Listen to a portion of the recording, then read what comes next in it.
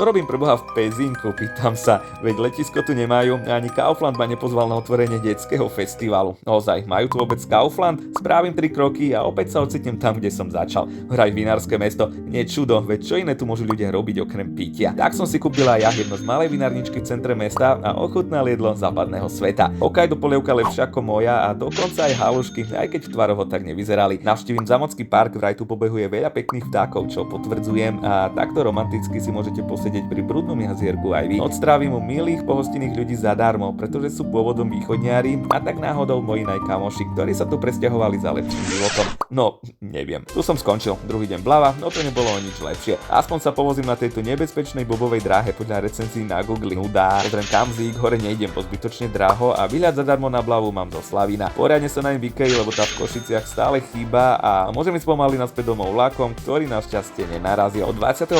novembra už aj letecky s výzerom, tak objavujte aj Slovensko. Sledujte.